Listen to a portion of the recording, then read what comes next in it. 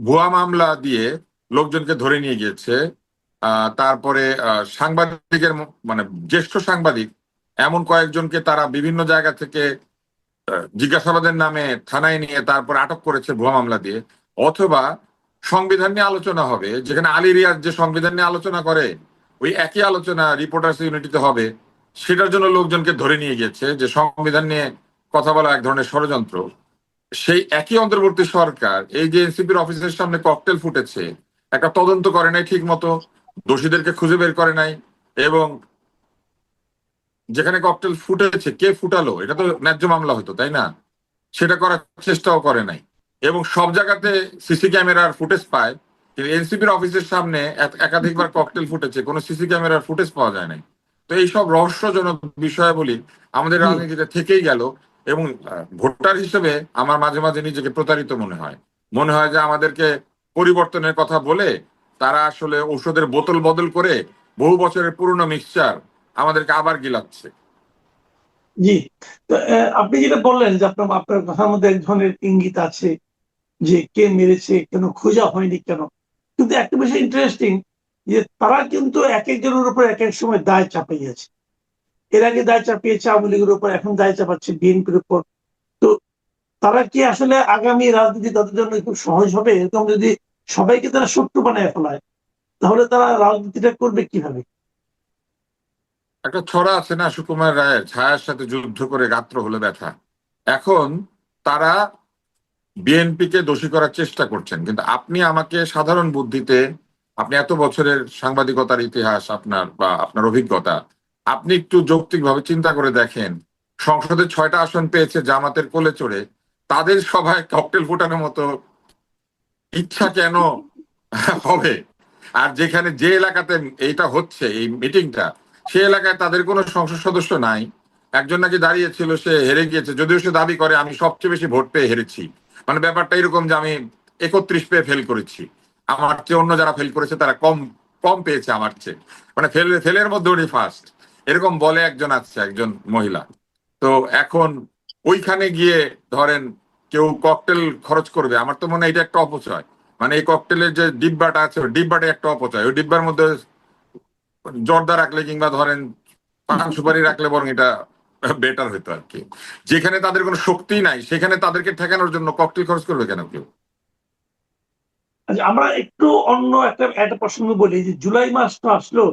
এই জুলাইকে কেন্দ্র করে আমরা নানা ধরনের কথার লড়াই দেখছি, এবং কথার লড়াই প্রায় আমরা দেখছি যে অসহিষ্ণু রাজনীতির কথা আমরা বললাম, প্রায় দেখছি যেন আপনার শ্লীলতার যে সীমারেখা সেটাকে অতিক্রম করে যাচ্ছে। এবং আমার কথা হলো যে অনেকে জুলাই নিয়ে সমালোচনা করছেন, জুলাইয়ের রাজনীতি যেভাবে হাতছাড়া হয়ে গেল সেটা সমালোচনা করছেন, জুলাইয়ের অর্জন যেভাবে বেহাত হয়ে গেল সেটা নিয়েও বলছেন। এর মধ্যে নানা ধরনের ষড়যন্ত্র খুঁজছেন। আবার কেউ কেউ যারা এই জুলাই নিয়ে একটু সমালোচনামূলক কথা বলছেন, তাদেরকে শারীরিক ভাবে হেনস্থা করার জন্য পুরস্কার ঘোষণা করছেন, যে 1 লাখ টাকা দেবো, 2 লাখ টাকা দেবো তাকে উতাপিটা করতে পারলে। তো এই যে আপনার এই যে অশ্লীলতার যে ধারাটা, এটাই তো আমাদের রাজনীতিতে, মানে অনেকে বলছেন যে জুলাই আমাদের রাজনীতিতে এই একটা পরিবর্তন নিয়ে এসেছে। তো এই অস্থিরতাটাকে আপনি কিভাবে এটাকে মোকাবেলা করবেন? জুলাইয়ের আন্দোলনে যারা আন্দোলনে ছিলেন তাদের মধ্যে একটা অংশ সারাক্ষণ দাবি করেছে যে অশ্লীল ভাষা হচ্ছে প্রতিবাদের ভাষা। তো অশ্লীল ভাষা যদি প্রতিবাদের ভাষা হয়, তাহলে তাদের কোনো কর্মকাণ্ডে কেউ যদি প্রতিবাদী হয়ে ওঠে তাদের বিরুদ্ধে, তারাও তাহলে সেই ভাষাটাই ব্যবহার করবে, এটাই তো স্বাভাবিক। অশ্লীলতাকে তারা বলেছেন যে এটাকে অশ্লীলতা মনে করা যাবে না। আপনার যার বিরুদ্ধে ক্ষোভ, তার বিরুদ্ধে আপনি যদি এরকম ভাষা ব্যবহার করেন, এটা এক ধরনের প্রতিবাদের অস্ত্র। তো এখন মনে করেন যে জুলাইয়ের সঙ্গে যারা যুক্ত ছিল তাদের মধ্যে কেউ একটা অন্যায় কাজ করেছে, সেই অন্যায়ের প্রতিবাদে তাকে কেউ এই প্রতিবাদের ভাষায় কথা বলে বসলো, তারা আবার সেটা মানতে পারছেন না। এটা হচ্ছে এক ধরনের ডাবল স্ট্যান্ডার্ড। তারা গালি দিলে সেটা প্রতিবাদের ভাষা, তাদেরকে গালি দিলে সেটা প্রতিবাদের ভাষা না। প্রতিবাদের ভাষা একই তো হওয়ার কথা দুই দিকে। যেমন ধরেন যদি গানের একটা ভাষা থাকে, তাহলে সেই ভাষাটা দুই দিকে একই হওয়ার কথা না। যদি কবিতার একটা ভাষা থাকে সেটা দুই দিকে একই হওয়ার কথা না। কিন্তু ওনাদের ব্যাপারটা খুব অদ্ভুত, ওনারা গালি দিলে সেটা প্রতিবাদ, আর অন্যরা গালি দিলে সেটা প্রতিবাদ না। তো এই যে একটা অবস্থা তারা তৈরি করেছেন, এটা কিন্তু তারাই করেছেন, এবং যারা অনেক গালি দিতে পেরেছে তাদেরকে তারা বীরের মর্যাদা দিয়েছেন, যে গালিগালাজ করে বীর হয়। এখন গালিগালাজ এমন একটা বিষয় যে এইটা কিন্তু প্রতিযোগিতায় নামলে এটা ক্রমশ খারাপ থেকে খারাপই হতে থাকবে। যেমন ভালোর সাথে ভালোর প্রতিদ্বন্দ্বিতা সকলে ভালো হইতে থাকে, সেরকম খারাপ খারাপের সাথে প্রতিদ্বন্দ্বিতা করে আরো নীচ, আরো অশ্লীল, আরো জঘন্য ভাষার অবতারণা হবে, সেটাই হচ্ছে। এইটাকে এখন যদি তারা মনে করেন যে না, তারা আহ সবকিছু থেকে প্রতিরক্ষার মধ্যে থাকবেন, তারা একটা দেয়ালের মধ্যে থেকে, দেয়ালের পেছন থেকে অন্যদেরকে বিষ্ঠা নিক্ষেপ করবেন, অন্যদেরকে গালি দিবেন, অন্যদেরকে জুতা নিক্ষেপ করবেন, তাহলে সেটা তো আসলে একটা অবাস্তব চিন্তা হবে। একটা এলাকায় যখন আপনি সর্বত্র গু ছিটিয়ে দিয়েছেন, তখন ওইখানে সবচেয়ে পরিষ্কার লোকটার গায়ে গু লাগবে, সবচেয়ে ময়লা লোকটার গায়ে গু লাগবে, এটাই স্বাভাবিক, এবং সেটাই হচ্ছে এখন।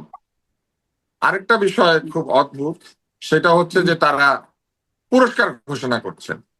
আপনি আমাকে বলেন, এত জনপ্রিয় যারা, তাদেরকে পুরস্কার ঘোষণা করতে হবে কেন? কাউকে টাকার লোভ দেখাতে হবে কেন যে আমি টাকা দিব তুমি এটা করে আসো? যারা জুলাই আন্দোলন করেছিল তারা কি টাকা নিয়ে সেখানে গিয়েছিল? তা তো না, তারা তো টাকার জন্য জুলাই আন্দোলনে যায় নাই। তাহলে জুলাই আন্দোলনের আহ বিপরীতে কেউ কথা বলেছে, সেই কথার প্রতিবাদ তারা করবেন প্রতিবাদের ভাষায় কিংবা প্রতিবাদের যে নিয়ম, সেই নিয়ম অনুযায়ী।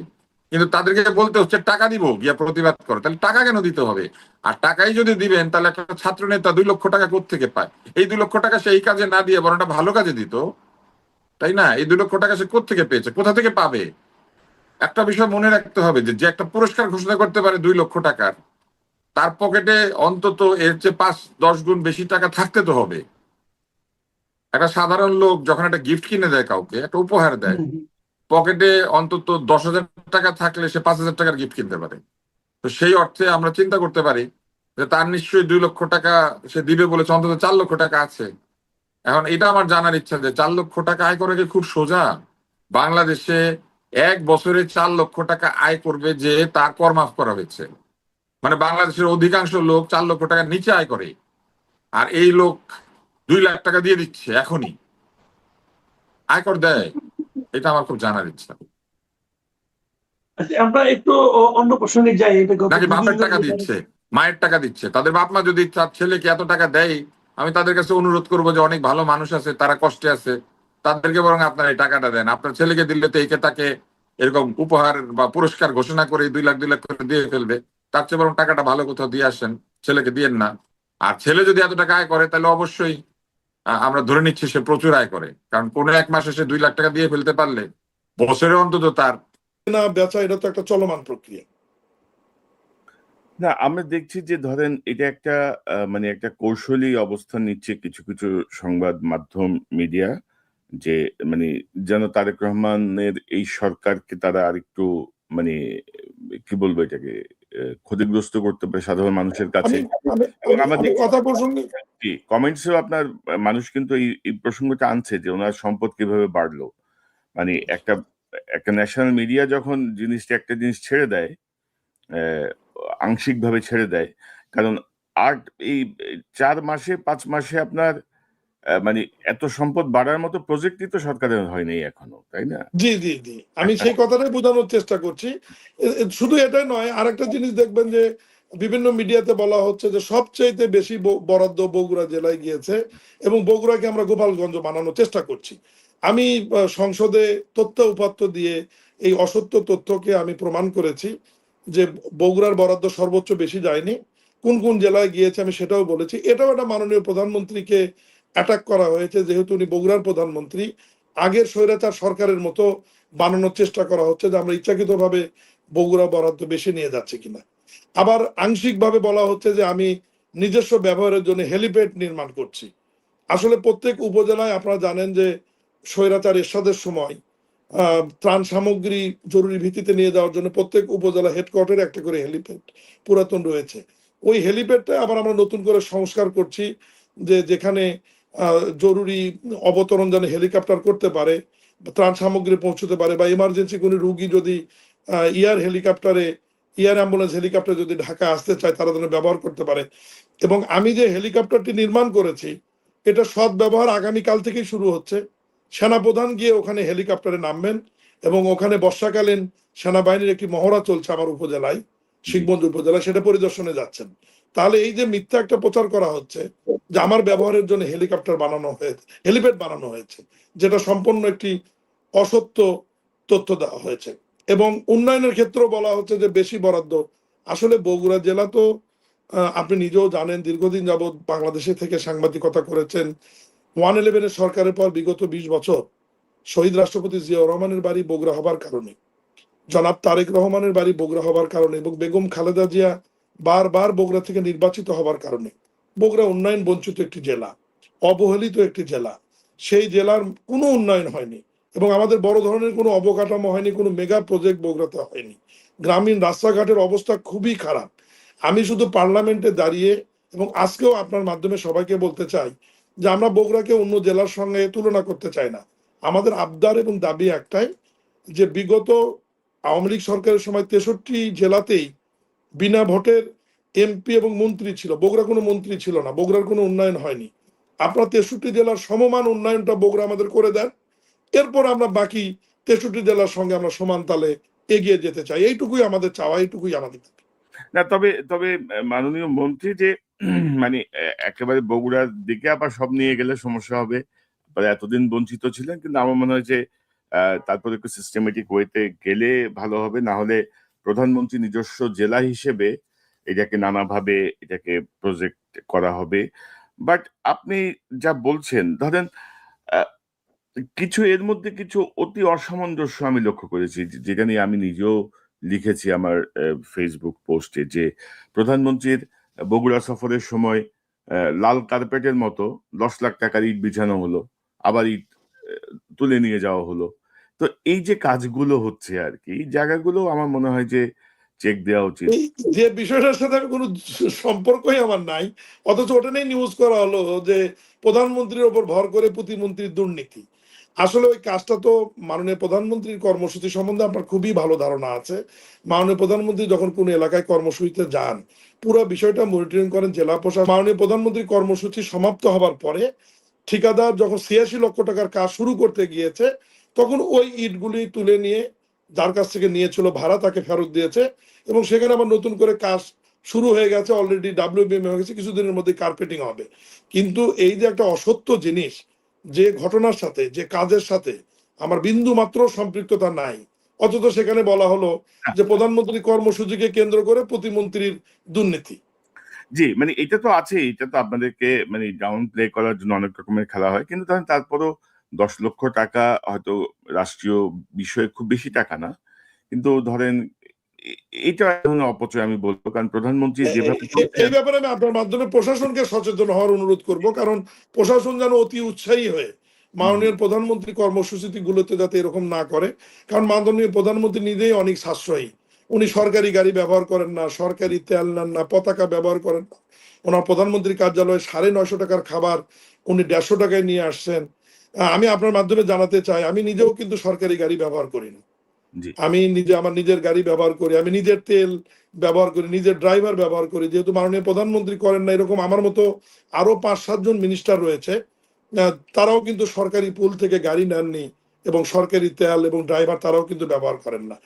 এবং এখন পর্যন্ত যে প্রধানমন্ত্রীকে অনেকে অনুসরণ করছেন সেটা আমরা দেখছি। কারণ ধরেন আমি যেটি বলতে চাই যে প্রধানমন্ত্রী ওই তার পৈতৃক ভিটা পর্যন্ত মাটির রাস্তায় গেলে খুব বেশি সমস্যার কোনো কারণ ছিল বলে আমি মনে করি না আর কি, বা এটাতে প্রধানমন্ত্রীও কিছু মনে করতেন না যে আমি আমিও ব্যক্তিগতভাবে মনে করি। তো প্রশাসন এই কাজটা অতি উৎসাহ করবার কারণে এই দায়ভারটা অনেক সময় প্রধানমন্ত্রী বা আমাদের ওপর আসে আর চলে আসে। তো জনাব মির শাহ আলম, আপনি কি মনে করেন যে আমি যতটুকু গত 5 মাসে যতটুকু আমার পর্যবেক্ষণ, দলের মধ্যে থেকেই কি কেউ কেউ দলের বিপক্ষে ষড়যন্ত্র করছে মনে করেন আপনি? বিএনপি অনেক বড় একটি রাজনৈতিক দল, আপনি অনেক প্রজ্ঞাবান একজন সাংবাদিক, আপনি নিশ্চয়ই জানেন যে বড় দলে তো টানাটানি একটু থাকবেই, যে কে উপরে যাবে কে নিচে যাবে কে কোথায় থাকবে। অনেক যোগ্যতম লোক হয়তো স্বাভাবিক কারণে মন্ত্রিসভায় স্থান পায়নি, আবার অনেকে মনে করেছিল যে ওনার হয়তো মন্ত্রিসভায় স্থান পাওয়ার কথা না, উনি পেয়েছেন। এগুলো নিয়ে তো একটু আলোচনা সমালোচনা আছেই, বা বিভ্রান্ত করার চেষ্টা আছেই।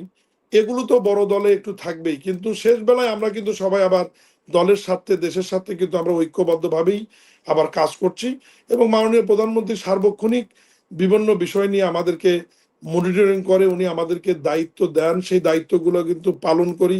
এবং আপনি খেয়াল করেছেন যে চট্টগ্রামের জলাবদ্ধতা থেকে শুরু করে এই যে Hatirjheel lake, Gulshan lake, Dhanmondi lake, ময়লা আবর্জনা, ডেঙ্গু প্রতিরোধ, বিভিন্ন জায়গায় ভাঙ্গা রাস্তা, যখন যেটি মাননীয় প্রধানমন্ত্রী আমাদের নোটিশে আনছেন, আমি আমার ফুল মন্ত্রী শ্রদ্ধেয় মির্জা ফখরুল ইসলাম আলমগীরের নোটিশে দিয়ে ওনার অনুমতি নিয়ে আমি দৌড়ে সেই জায়গাগুলোতে যাচ্ছি এবং কাজ করবার চেষ্টা করছি। এবং সবচেয়ে বড় বিষয় হচ্ছে যে আমাদের যে মন্ত্রণালয়টি, যেটি মাননীয় শ্রদ্ধেয় আমার মির্জা ফখরুল ইসলাম আলমগীর ফুল মন্ত্রী, আমি সৌভাগ্যবান যে ওনার সঙ্গে আমি আমার মন্ত্রণালয়ে কাজ করার সুযোগ পেয়েছি। ওনার তো অনেক সুনাম রয়েছে। এই মন্ত্রণালয়টি অন্তর্বর্তীকালীন সরকার বলেন বা তার আগে সরকার বলেন, যে সুনাম ছিল সেই সুনামটি একদম বিনষ্ট করে দিয়েছে। আমি আপনাকে ছোট্ট একটা উদাহরণ দিই। পিরোজপুর একটি জেলা, যে জেলাতে 6,000 কোটি টাকার প্রজেক্টের কারণে আগের সরকার, অন্তর্বর্তীকালীন সরকার উন্নয়ন কর্মকাণ্ড বন্ধ করেছে, কিন্তু বর্তমান ওখানকার গণপূর্ত প্রতিমন্ত্রী, বিএনপির একজন দলীয় এমপি এবং জামাতের একজন দলীয় এমপি, 3 এমপি মাননীয় প্রধানমন্ত্রীর নোটিশ এটা আনবার পরে আমাকে ব্যক্তিগতভাবে দায়িত্ব দিয়েছে। আমি খুব সহসাই পিরোজপুরে একটা ভিজিট করে যাতে পিরোজপুরের জনগণের স্বাভাবিক জীবনযাপনের জন্য যেটুকু উন্নয়ন আবার শুরু করবার দরকার সেটা যেন করা যায়। ছোট্ট একটা আপনাকে উদাহরণ দিলাম যে এই সমস্ত বিষয় ঢাকবার কারণেই আমাদেরকে সামনে নিয়ে এসে নতুন করে যে আমরা একটা কিছু করছি বা খারাপ ভালো কিছু করছি না, এটাকে উদাহরণ হিসেবে নিয়ে আসার জন্য আমাদের বিরুদ্ধে এই ধরনের অসত্য তথ্য দিয়ে প্রোপাগান্ডা ছড়ানো হয়। না, তবে মির্জা ফখরুল ইসলাম আলমগীরের প্রজ্ঞা এবং আপনার যে তারুণ্যের যে গতি, দুটো এক হলে নিশ্চয়ই এলজিআইডি যে মন্ত্রণালয় সেটি আরো গতিশীল হবে এবং এই জাতীয় বিষয়গুলো বন্ধ হবে সেটি আমরা প্রত্যাশা করি। আপনাদের দুজনের, একজন সিনিয়র একজন ইয়াং, একজন মানে এই জায়গাটায় ধরেন একটা কম্বিনেশন ইজ গুড, আমি আশা করি। বাট ধরেন যে বিষয়গুলো আসছে, ধরেন 5 মাসের হিসেবে আসলে খুব বেশি আমি মনে করি না, তারপরেও দেখতে চাই। তো আমি একটু অন্য প্রসঙ্গে যাই, ধরেন রাজনৈতিক প্রসঙ্গে যদি একটু যাই, আমি সাম্প্রতিক সময়ে একটা বক্তব্য আপনাকে দেখাতে চাই, যেটার সাথে আপনিও আছেন, একটু জাস্ট একটু দেখায় আমি আলোচনাটা যেতে চাই। আওয়ামী লীগ কিন্তু মানুষের মাথায় মানে জোর করে হোক, মানে নানা কায়দা কানুন, মানুষ আতঙ্কিত হয়েও জয় বাংলায় চলে গেছিল আর কি, এমন একটা অবস্থা।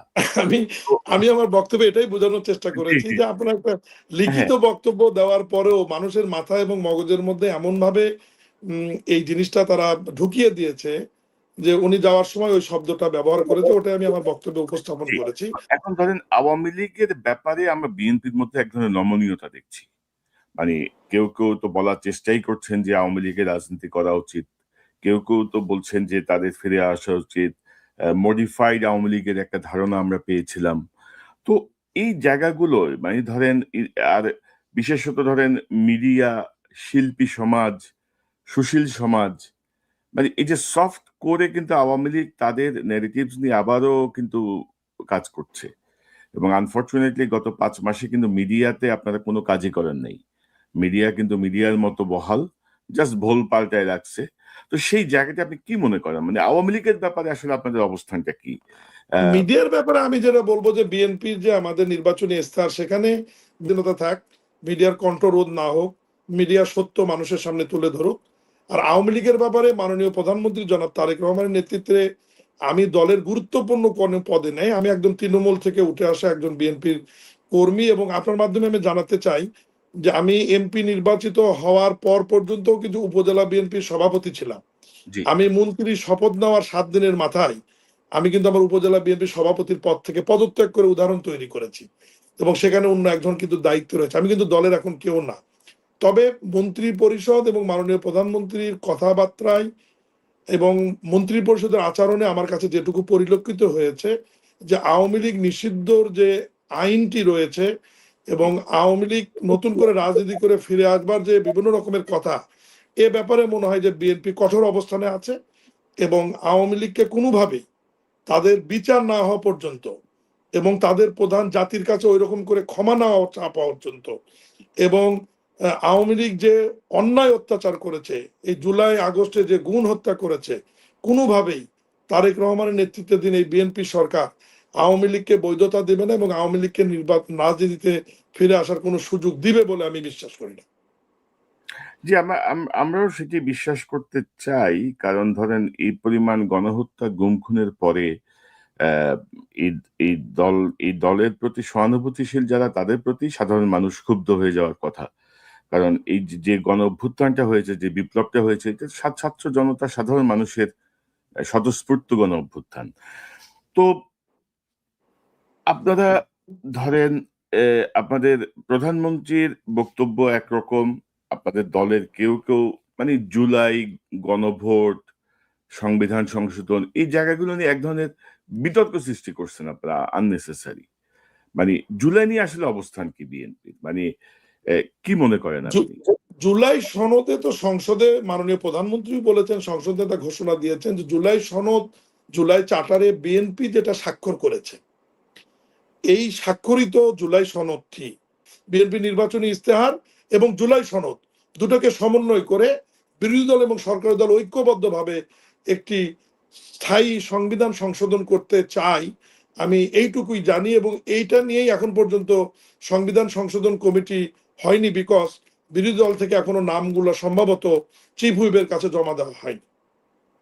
না, এই বিষয়টা আসলে স্পষ্ট করা উচিত, কারণ ধরেন যে ছাত্র জনতার মধ্যে আমরা যে প্রতিক্রিয়া দেখি, মানে মোটামুটি একটা ধারণাই দাঁড়িয়ে গেছে যে বিএনপি জুলাই সনদের বিপক্ষে, বিএনপি গণভোটের বিপক্ষে, বিএনপি জাস্ট ক্ষমতায় এসে এগুলো সব ইগনোর করছে, এরকম একটা। না, আমি আপনার মাধ্যমে জুলাই যোদ্ধাদের এবং দেশবাসীকে আমি জানাতে চাই যে বিএনপি জুলাই সনদের পক্ষে 100%। মাননীয় প্রধানমন্ত্রী এবং সংসদ নেতা জনাব তারেক রহমানও জুলাই সনদ অক্ষর অক্ষরে পালন করতে চাই, বাস্তবায়ন করতে চাই। আমি আপনার মাধ্যমে আবারও রিপিট করি, বিএনপির নির্বাচনী ইস্তেহার, যেটার প্রতি দেশের 55% মানুষ সমর্থন দিয়েছে, সেই ইস্তেহার এবং জুলাই সনদ দুটাকেই সমন্বয় করে সংবিধান সংশোধন করে জাতিকে বিএনপি একটি নতুন সংবিধান, সংশোধিত নতুন সংবিধান উপহার দেবে ইনশাআল্লাহ। জি, মানে মাননীয় প্রধানমন্ত্রী আসলে খুব অ্যামেজিংলি ওনার কাজ করছেন। মানে ধরেন যে আমরা দীর্ঘদিন উনি সরকারি ব্যয় ওনার ক্ষেত্রে একেবারে কমিয়ে এনেছেন। আপনি যদি বলছিলেন ব্যক্তিগত গাড়ি তে যাতায়াত করছেন বা অন্যান্য ব্যয় তিনি কমিয়ে এনেছেন বা সবকিছু।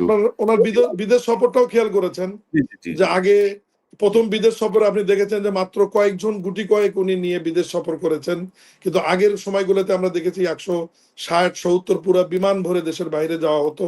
সেখানেও উনি একটা উদাহরণ তৈরি করেছেন। ওনার জেলা সফরগুলোতেও খেয়াল করবেন যে গাড়ির বহর কমানোর জন্য উনি এখনো মিনি বাসে ওনার স্টাফদেরকে নিয়ে উনি সফর করেন। এই জিনিসগুলো আমাদের অনুপ্রাণিত করে মন্ত্রীদের সাশ্রয়ী করবার জন্য।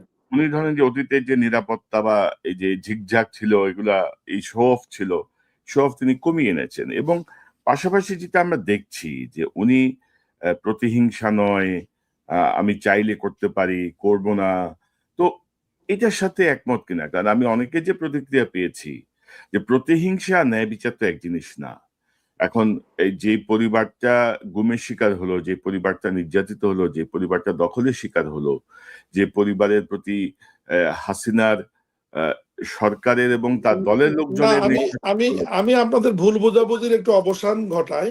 এটা কিন্তু যারা গুম হত্যা হয়েছে তাদের ন্যায় বিচারের ঘটক জনাব আরাফাত রহমান কোকোর উপর যে নির্যাতন হয়েছে, এই বিষয়টা উনি বলেছে যে এটা আমি এই বিষয়ে আমি হিংসাত্মক ভাবে কারোর উপর প্রতিশোধ নেওয়ার ইচ্ছা আমার নাই।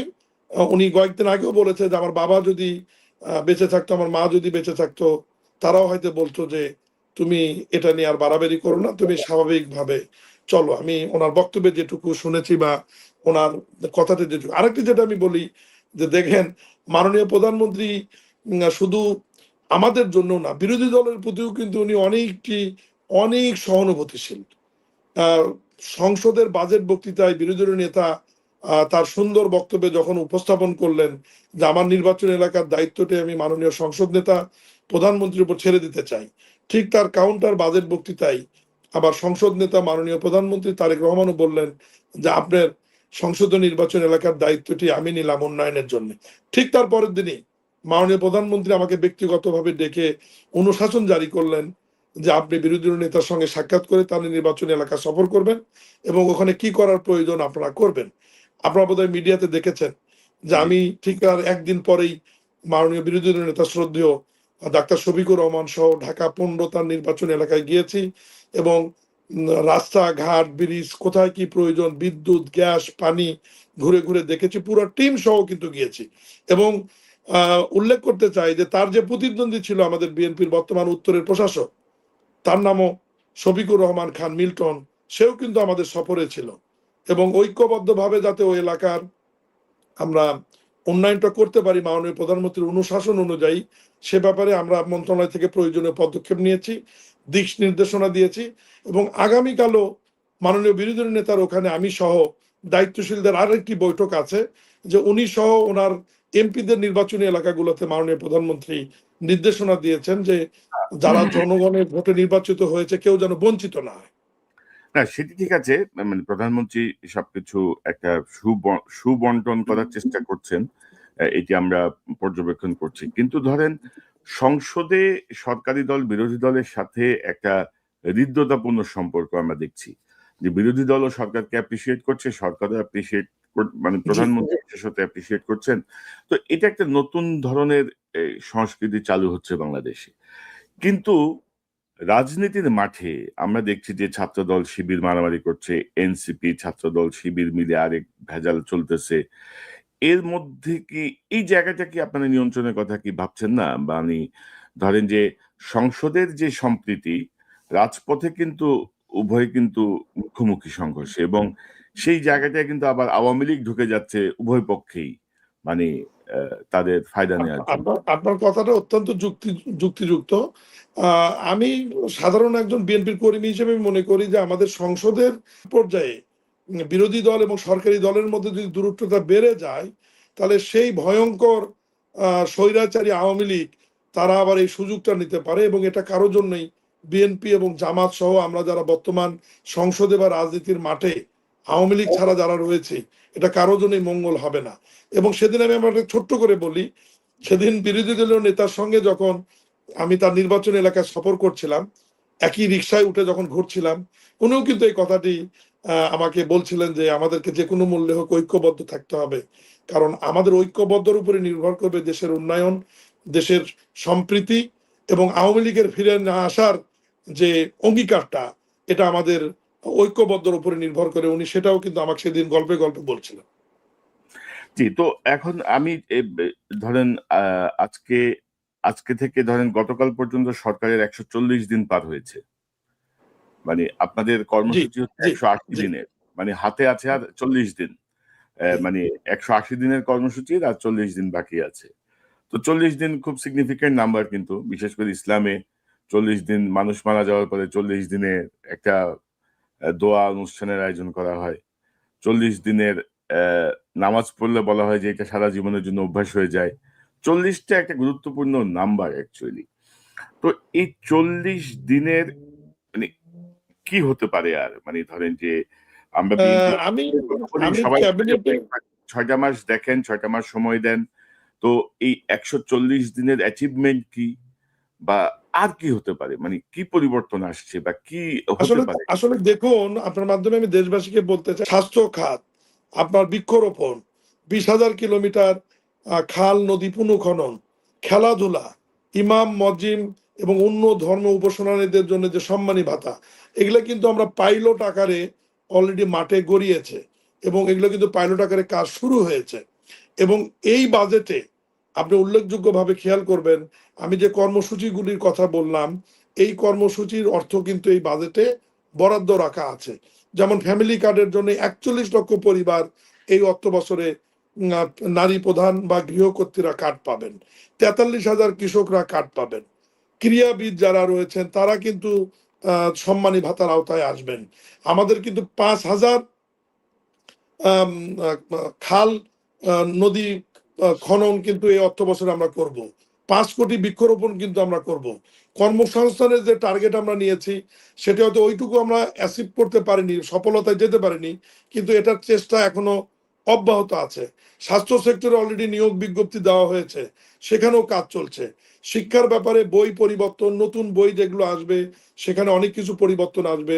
এবং এই প্রথম প্রাইমারি স্কুলে ফ্রি পোশাক দেওয়ার পরিকল্পনা রয়েছে, পোশাক, ব্যাগ এবং নতুন জুতা বাচ্চাদের দেওয়ার পরিকল্পনা রয়েছে। এবং আপনি জানেন যে বিএনপি ক্ষমতা আসার 7 দিনের মাথায় সুদ সহ 10,000 টাকা কৃষি ঋণ কিন্তু মওকুফ করা হয়েছে। তা আমি মনে করি যে 140 দিনে অর্থনৈতিক এই দুরবস্থার মধ্যে মাননীয় প্রধানমন্ত্রীর নেতৃত্বে আমরা যেটুকু এগিয়েছি বা কাজ শুরু করেছি, আমাদের আমলাতান্ত্রিক জটিলতা, অর্থ বছর শেষ, নতুন অর্থ বছর শুরু এবং এই ক্রাইসিসের মধ্যেও 9,34,000 কোটি টাকার একটি বাজেট আমরা দিয়েছি এবং যে বাজেট বাস্তবায়নের জন্য আমরা পার্লামেন্টে বা সংসদে দেশবাসীর কাছে অঙ্গীকার করেছি, সব মিলিয়ে আমার মনে হয় না যে আমরা খুব একটা পিছিয়ে আছি। আমরা এই ধারা যদি অব্যাহত রাখতে পারি, ইনশাল্লাহ বিএনপির যে ইশতেহার এবং যে কর্মসূচি, আমরা সফল হব ইনশাল্লাহ। কিন্তু জনাব মির শাহ আলম, ধরেন এগুলো তো অর্থনৈতিক বিভিন্ন প্রকল্প বা জনবান্ধব কিছু সিদ্ধান্তের কথা বলছেন, কিন্তু বাংলাদেশের মানুষ গত 17 বছরে হাসিনার দ্বারা যেভাবে নিষ্পেষিত হয়েছে, ধরেন আমাদের বিডিআর হত্যাকাণ্ড, আমাদের গুম খুন, ন্যায় বিচারহীনতা, এই জায়গাগুলো, ধরেন বিডিআর নিয়ে আপনারা গত 5 মাসে প্রায় কোনো কথাই হয় নাই, কিন্তু মানে গুম খুনের বিচারের যে প্রক্রিয়া চলছে এত ধীর গতিতে চলছে যে এগুলোর ব্যাপারে আপনাদের আসলে মানে অবস্থানটা কি, মানে আপনারা কি দেখেন, আপনার মাধ্যমে আমি দেশবাসীকে বলি যে একটা জিনিস খেয়াল করবেন যে বিগত অন্তর্বর্তীকালীন সরকারের এই বিষয়গুলো বাস্তবায়ন করার জন্য যে অধ্যাদেশগুলা জারি করেছিল, প্রায় 119টি অধ্যাদেশ, এই অধ্যাদেশগুলো কিন্তু আমরা পার্লামেন্টে আইন আকারে পাশ করেছি গত সেশনে, আপনি নিশ্চয়ই এটা জানেন। এবং দিন রাত কিন্তু আমরা পার্লামেন্ট চালু রেখে সংসদ নেতা মাননীয় প্রধানমন্ত্রীর নির্দেশনায় সবেরই কিন্তু আইনগুলো পাশ হয়েছে এবং গেজেট আকারে মাঠে এসেছে এবং কার্যক্রম শুরু হয়েছে। আমি আপনাদেরকে এইটুকু নিশ্চয়তা দিতে পারি যে স্বৈরাচার হাসিনার সময় গুম খুম হত্যা সহ, বিডিআর হত্যা সহ সকল বিচারই বিএনপি করার ব্যাপারে অত্যন্ত আগ্রহ রয়েছে এবং এই বিচারগুলি বিএনপি সরকার করবে, আমি আপনাকে এইটুকু নিশ্চয়তা এবং গ্যারান্টি দিতে পারি। আপনারা গুম অধ্যাদেশ বাতিল করেছেন, আরো যে একটা অধ্যাদেশ বাতিল করেছেন, যেগুলো নিয়ে আসলে আমরা সুনির্দিষ্ট ব্যাখ্যা বা এগুলো কোনো রিপ্লেসমেন্ট এ পর্যন্ত পাই নাই, বা এটা নিয়ে আপনারা কি ভাবছেন?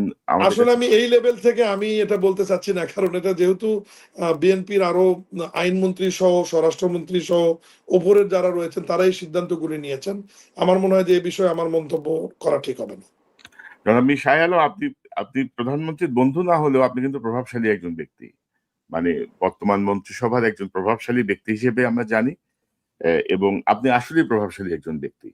তো আপনার সাথে আমি একমত না, প্রভাবশালী ঠিক কিনা জানি না, তবে বড় মন্ত্রণালয়ের দায়িত্ব পাবার কারণে, যেহেতু স্থানীয় সরকার পৌরসভা অনেক একটি বড় মন্ত্রণালয়, এর কাজের পরিধি অনেক বেশি, আমি কাজ করছি, সারাদিন ছুটছি, এই কারণে হয়তো মনে হচ্ছে যে আমার প্রভাবের বলয়টা অনেক বেশি, কিন্তু এখানে প্রভাব খাটানোর কোনো বিষয় না। আমি বিধি বিধান নিয়মের মধ্যে থেকে দুর্নীতি মুক্ত থেকে কাজ করার চেষ্টা করছি। না মাননীয় মন্ত্রী, আমি কিন্তু আপনাকে মানে বলছি না যে আপনি আপনার প্রভাব ইয়েতে খাটাচ্ছেন, আপনি কিন্তু একেবারে রুট লেভেল থেকে উঠে আসা রাজনীতিবিদ। আপনি 89 সাল থেকে রাজনীতির সঙ্গে যুক্ত, আপনি উপজেলা চেয়ারম্যান ছিলেন, আপনি ইউনিয়ন পরিষদের চেয়ারম্যান বোধহয় ছিলেন, তাই না? জি, ইউনিয়নের চেয়ারম্যান ছিলেন আপনি, অর্থাৎ রুট লেভেল থেকে কিন্তু আপনি রাজনীতি করে উঠে আসছেন। তো বগুড়ার মানুষ হিসেবে আপনি প্রধানমন্ত্রীর কাছাকাছি অবস্থান করা বা ওনার সাথে মিলে সিদ্ধান্ত নেয়ায় সহায়তা করা খুব অপরাধের তো কিছু না এখানে। স্বাভাবিক, যেহেতু আমার বাড়ি বগুড়া। সেই অর্থে আমি আপনাকে বলছি যে আপনি যে প্রচারণা চলছে, আপনি তার প্রধানমন্ত্রীর বন্ধু না হলে আপনি প্রভাবশালী। তো প্রধানমন্ত্রীর বন্ধু তো হওয়ার কোনো সুযোগই নাই, আমি শুরুতেই সেটা বলেছি যে বন্ধু হওয়ার কোনো সুযোগ। তো আমরা এই যে গত 5 মাসের যে নিয়োগগুলো আমরা দেখলাম, ঘুরে ফিরে সেই আওয়ামী দোসররা কিন্তু ঘুরে ফিরে বিভিন্ন গুরুত্বপূর্ণ পদগুলো নিচ্ছে। আপনার মন্ত্রণালয়েও কিন্তু প্রচুর আওয়ামী লীগ এখনো পুনর্বাসিত, এখনো গুরুত্বপূর্ণ জায়গায়। তো আপনার মানে বা বর্তমান সরকারের ভালো কাজগুলো তো তারা ভণ্ডুল করে দিবে বিভিন্ন ভাবে। তা একেবারে চিহ্নিত সুবিধাভোগী যারা, তাদেরকে কেন সরকার বিভিন্নভাবে বিভিন্ন জায়গায় আবার পুনর্বাসন করছে, আবারও ক্ষমতায়িত করছে? আপনার কোনো মানে পর্যবেক্ষণ আছে কিনা এই বিষয়ে? না, পর্যবেক্ষণ তো আমার ক্যাবিনেটের সদস্য পরিচালনার দায়িত্বে রয়েছে, মন্ত্রী পরিষদের সদস্য। তারা যদি শক্ত অবস্থানে থাকি, আমার মনে হয় যে নতুন লোকজন নিয়োগ হয়ে প্ল্যাটফর্মে না আসা পর্যন্ত তারা যে রাষ্ট্রের খুব একটা ক্ষতি করতে পারবে বলে আমি ব্যক্তিগতভাবে মনে করি না। আমি এই ফাঁকে ছোট্ট একটি কথা বলে হয়তো আমি ভুলে যাব। আমাদের সবাই দোষটা খোঁজে। আপনি খেয়াল করবেন যে আমার বড় ছেলে সে কিন্তু লন্ডন থেকে মাস্টার্স করে আসছে, এসে আমার ব্যবসা বাণিজ্য দেখছে, এবং বাংলাদেশ ক্রিকেট বোর্ডের রাজশাহী অঞ্চল থেকে সে কিন্তু বিনা ভোটে পরিচালক নির্বাচিত হয়েছিল, এবং যেদিন নির্বাচিত হয়েছে আমার অনুরোধে পরের দিনই কিন্তু সে আবার বোর্ড থেকে পদত্যাগ করেছে। কারণ আমি এটাই বলেছি যে অনেক যেহেতু মন্ত্রীদের সন্তানদের নিয়ে নানান কথা হচ্ছে, আমার যেহেতু পারিবারিক ব্যবসার পরিধি অনেক বড়, আমি বলেছি যে তোমাকে যেহেতু ব্যবসাগুলো দেখতে হবে, তুমি যেহেতু ক্রিয়া সংগঠক, ক্রিয়া নিয়ে তুমি এলাকায় বা কাজ করো, কিন্তু ব্যবসার পাশাপাশি এখানে তুমি যেহেতু সঠিকভাবে সময়টা দিতে পারবা না, এই জন্য তুমি এখান থেকে পদত্যাগ করে সরে আসো। আমার বড় সন্তান মীর শাকরুল আলম সীমান্ত আমার কথা শুনে কিন্তু সে ওখান থেকে পদত্যাগ করে সরে আসছে। কিন্তু জি, এটা আমরা দেখেছি পত্রিকায়, এবং এটা ঠিক আছে যে তিনি বলেছেন যে আপনি যেহেতু মন্ত্রীর দায়িত্বে আছেন, টেকনিক্যালি তিনি ব্যবসা বাণিজ্য দেখবেন, তিনি এখান থেকে সরে আসছেন। কিন্তু এটাও তো কিন্তু ধরেন একটা এই সরকারের সমালোচনার বা বদনামের একটা বড় আরেকটা জায়গা কিন্তু যে ক্রিকেট বোর্ড, কিন্তু মানে যেভাবে ধরেন মন্ত্রী এমপিদের মানে কি বলবো বংশধরেরা সেখানে যে ঢুকছে, এই জায়গা এই মানে জায়গাটা উপলব্ধি করে আমি আমার সন্তানকে ওখান থেকে সরে নিয়ে আসছি, যাতে ওই দোষের পাল্লাটা যেন আমার ঘাড়েও না আসে। আমি আসলে আশা করবো যারা দায়িত্বে আছে। তবে আমি এই ফাঁকে আপনাকে আরেকটু বলি, যদি অন্যভাবে না নেন, আসলে আমাদের যারা সন্তান, আমরা যারা বিএনপি দীর্ঘদিন যাবৎ, আপনি আমি সহ যারা নির্যাতিত 17 বছর, বিএনপি বলেন বা জামাত বা অন্য দলের, এই 17 বছর কিন্তু আমাদের সন্তানরাও কিন্তু নিগৃহীত ছিল। তারাও কিন্তু কোনো কাজ করবার সুযোগ পায়নি, যে অমুকের সন্তান সে কাজ পাবে না, অমুকের সন্তান তার বিরুদ্ধে মামলা দাও, অমুকের সন্তান সে কোনো জায়গা পাবে না। এখন আমাদের সন্তানদের যদি যোগ্যতা থাকে, তাহলে তারা ব্যবসা কেন করতে পারবে না?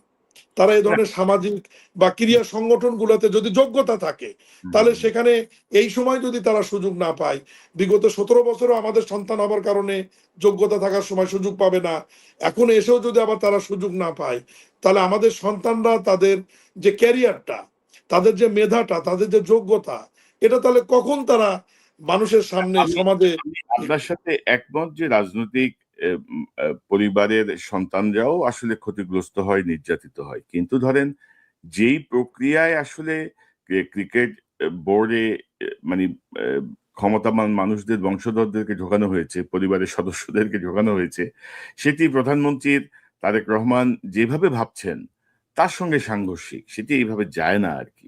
সেই কথাটাই বললাম। আমি জানি না এটি সংশোধন বা কিভাবে কি হবে। আহ, মানে এটা একটা বড় একটা স্পট হয়ে আছে গত 5 মাসে, যে এইভাবে তো হওয়া উচিত ছিল না আর কি। আমরা একটু সময় নেই, দেখি যে তারা তাদের যোগ্যতার স্বাক্ষর রাখতে পারে কিনা, একটু আমরা সময় নিয়ে দেখি। মানে ধরেন সবারই সুযোগ আছে, সবাই বঞ্চিত।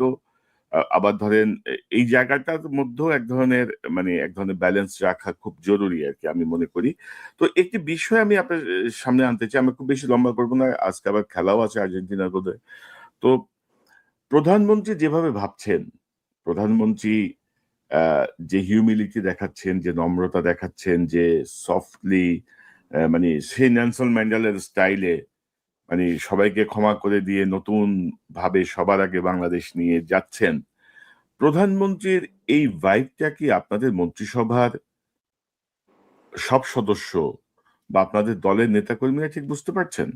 কারণ আমরা কিন্তু যে আমরা এখনো বুঝতে পারছি উনি এ ব্যাপারে কঠোর, আমাদেরকে নির্দেশনা দেন, এবং গত কয়েকদিন আগে উনি একটা বিষয় আমাদের নোটিশে এনেছেন। আমাদের অনেকগুলো মন্ত্রী আমরা সেখানে উপস্থিত ছিলাম। উনি বললেন যে দেখুন, আমার বাবা যখন প্রেসিডেন্ট ছিলেন, ওনার স্যালারি থেকে, বেতন থেকে 10% টাকা রাষ্ট্রীয় কোষাগারে উনি জমা দিত, এবং আমিও শুরু করেছি। বিগত 5 মাস মাননীয় প্রধানমন্ত্রী জমা দিয়েছেন।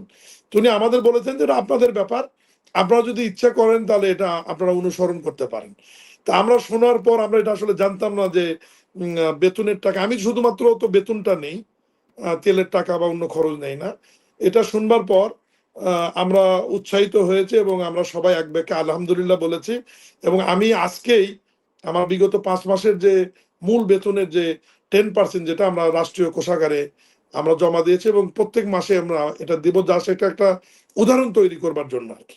জি, এবং আরেকটি গুরুত্বপূর্ণ বিষয় যেটা ধরেন সরকারের জন্য অত্যন্ত বিস্ফোরা বা বদনামের জায়গা হয়ে আছে। আপনি জানেন যে নির্বাচনের আগে পরে চাঁদাবাজির একটা ভয়ঙ্কর অভিযোগ বিএনপির বিরুদ্ধে ছিল, এবং আমরা সাম্প্রতিক সময়ে আইন শৃঙ্খলা পরিস্থিতিতেও কিছু অবনতি দেখছি, খুব ভালোভাবে অবনতি দেখছি। ছিনতাই, ডাকাতি এগুলো বাড়ছে, ধরাও পড়ছে, এমন না যে ধরা পড়ছে না, ধরাও পড়ছে। কিন্তু সাম্প্রতিক সময়ে আপনি দেখেছেন যে কিভাবে আহ, যুব দলের এক নেতা কিভাবে আহ, একজন বয়স্ক মানুষের বিশেষ সঙ্গে চাপ দিয়ে ধরে চেকে সাইন করিয়ে নিয়েছে, সেও অ্যারেস্ট হয়েছে। তো এই জায়গাগুলো নিয়ে আসলে আপনাদের মধ্যে কোনো কথা হয় কিনা, এই জায়গাগুলো আপনারা কিভাবে নিয়ন্ত্রণ করবেন? কথা হয়, এবং এ ব্যাপারে মাননীয় প্রধানমন্ত্রী সহ বিএনপি কিন্তু কঠোর অবস্থানে আছে। যখন যেখানে ঘটনা ঘটছে সাথে সাথে কিন্তু সে গ্রেপ্তার হচ্ছে, না হলে মামলা হচ্ছে, না হলে দল থেকে বহিষ্কার করা হচ্ছে। এখন একটা বড় দলের শূন্যতাকে কাজে লাগিয়ে মাঠ পর্যায়ে তো অনেক বড় একটি রাজনৈতিক দল, আমাদের মধ্যে কিছু ভদ্র অভদ্র সব মিলেই তো একটা রাজনৈতিক দল, এ ধরনের কিছু খারাপ লোকজনও রয়েছে। তাদের ব্যাপারে আমরা সংশ্লিষ্ট এলাকার মাননীয় সংসদ সদস্যদেরকে সংসদীয় কমিটির সবাই মাননীয় প্রধানমন্ত্রী নির্দেশনা দিয়েছেন, আমরা নজর রেখেছি, আমরা খেয়াল রাখছি। সরকার এই বিষয়ে কঠোর আছে, এবং সমসাময়িক কালে বড় বড় কিছু ঘটনা আপনি দেখেছেন, এই যে শিশু ধর্ষণ সহ বিভিন্ন বিষয়ে বিএনপি কিন্তু খুব দ্রুততম সময়ের মধ্যে গ্রেপ্তার এবং বিচারের ব্যবস্থা করেছে। আমার মনে হয় যে দেশবাসীকে আপনার মাধ্যমে অনুরোধ করবো যে আমাদের প্রতি একটু আস্থা রাখুন, সময় দিন, মোটামুটি আমরা মনে হয় যে একটা জায়গায় আমরা নিয়ে যেতে পারবো দেশকে।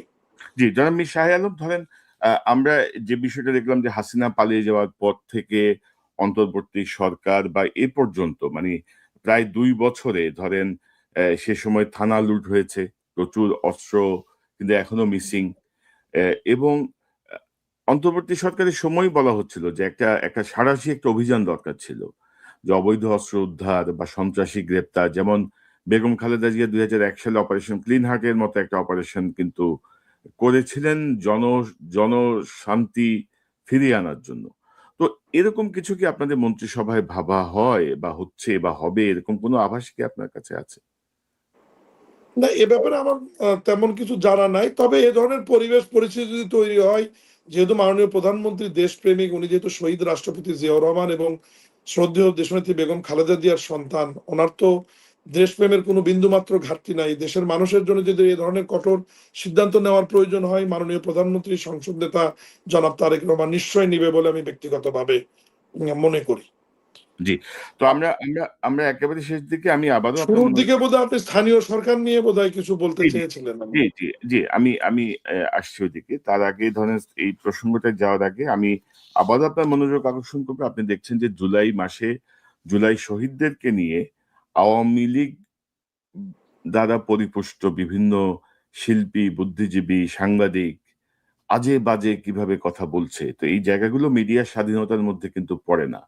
মানে মত প্রকাশের স্বাধীনতা এক জিনিস, বা আপনি একটি প্রতিষ্ঠিত যারা স্বৈরাচারকে হটানোর জন্য জীবন দিল তাদেরকে আপনি অপমানজনক কথা বলছেন, তুচ্ছ তাচ্ছিল্য করছেন, সেই জায়গাটা আশা করি আপনারা নিয়ন্ত্রণ করবেন।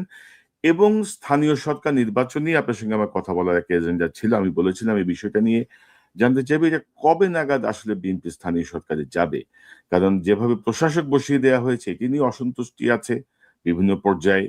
তো আপনারা কবে নাগাদ যাবেন স্থানীয় সরকার নির্বাচনে, বা এটা নিয়ে কি আহ, ধন্যবাদ। সরকার নির্বাচন আমরা সম্পন্ন করতে চাই, এবং ইতিমধ্যেই সংসদে আমরা স্থানীয় সরকার নির্দলীয় ভাবে যাতে হয়, দলীয় প্রতীকে যাতে না হয়, এই কারণে আমরা আইনগুলো অর্ডিন্যান্স যখন আইন আকারে পাশ করি, অধ্যাদেশগুলো আমরা সেটা সংশোধনী আকারে পাশও করেছি এবং সেগুলো গেজেট আকারে প্রকাশিত হয়েছে, নির্বাচন কমিশনে আমরা পাঠিয়েছি। সবচেয়ে আনন্দের সংবাদ হচ্ছে যে এই বাজেটের মধ্যে স্থানীয় সরকার নির্বাচনের জন্য যে বরাদ্দ রাখবার দরকার সেই বরাদ্দটি রয়েছে, এবং নির্বাচন কমিশনকে প্রস্তুতি নেওয়ার জন্য সরকারের পক্ষ থেকে মৌখিকভাবে জানিয়ে দেওয়া হয়েছে, যেহেতু তারা বাজেটটা তারাই নিয়ন্ত্রণ করে, তাদের প্রস্তুতির উপর নির্ভর করবে, নির্বাচন কমিশনের প্রস্তুতির উপর নির্ভর করবে যে আমরা কোন নির্বাচনটি আগে করব এবং কোনটি পরে করব। তবে 1 বছরের মধ্যে যদি আমরা নির্বাচনগুলি শেষ করতে চাই, সেই ক্ষেত্রে আমাদের অক্টোবর নভেম্বর থেকে নির্বাচনগুলো শুরু করতে হবে এবং এর কোনো বিকল্প নাই, আমি স্থানীয় সরকারের প্রতিমন্ত্রী হিসেবে মনে করি। জি, এবং আমরা আমরা সেটি চাই। তবে আপনার ওই জায়গাটা আমি একটু দ্বিমত পোষণ করি যে, আমি মনে করি যে দলীয় প্রতীকে নির্বাচন হওয়া উচিত। আওয়ামী লীগ স্থানীয় সরকার নির্বাচনে দলীয় প্রতীক এনেছিল বিএনপি এবং জামাতকে চিহ্নিত করার জন্য। যে কারা, কারা বিএনপি, কারা, কারা জামাত। তো দলীয় প্রতীক যদি আপনি না দেন, পলাতক দল ও মোরগ মার্কায় আর গোলাপ ফুল মার্কায় এসে নির্বাচনে এসে ঢুকবে। সেই এখন জায়গাটা এটা তো অন্তর্বর্তীকালীন সরকার যে অধ্যাদেশটি করেছিল, সেটি আবার পার্লামেন্টে তো আমরা উভয় দল সর্বসম্মতিক্রমে আইনগুলো আমরা পাশ করলাম, না, সেখানে সেই তো জায়গাটা এইটা আমার অবজারভেশন। সে সময় আমি এটা নিয়ে অনেক কাজ করেছি, তো এই জন্য আমি বলছি আর কি যে এটা আইডেন্টিফিকেশনের জন্যই করা হয়েছিল। যে মানে বিএনপি জামাত চিহ্নিত করতে হবে তাদেরকে শায়েস্তা করার জন্য। তো এখন সে প্রতীকী যদি না থাকে, তখন দেখবেন যে আপনার এরা আবার অন্যভাবে ঢুকবে। নিশ্চয়ই আপনারা বিবেচনা করতে পারেন এবং আমরা চাই যে দ্রুত স্থানীয় সরকার নির্বাচন হোক।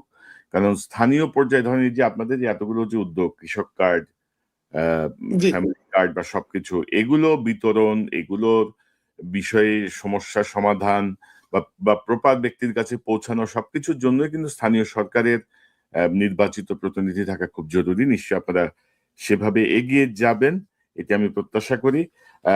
জনাব মির শাহে আলম, আপনাকে ধন্যবাদ আপনার মূল্যবান সময়ের জন্য। এবং আমি আমি আবারও প্রত্যাশা করতে চাই, দেখেন আমার মানে কোনো দলীয় সমর্থন বা কিছু না। আমি মনে করি যে জনাব তারেক রহমান গত 5 মাসে তার যেই বিষয়গুলো আমরা দেখেছি, সেই বিষয়গুলো আপনাদের মধ্যেও সংক্রমিত হোক, আপনাদের মধ্যেও ছড়িয়ে পড়ুক। মানে সবার আগে বাংলাদেশের এই জায়গাটা নিয়ে তিনি যেভাবে ভাবছেন, আপনারা যদি ওনাকে সহযোগিতা না করেন বা আপনাদের দলের, আপনাদের মন্ত্রিপরিষদ বা আপনাদের দলের মানুষজন যদি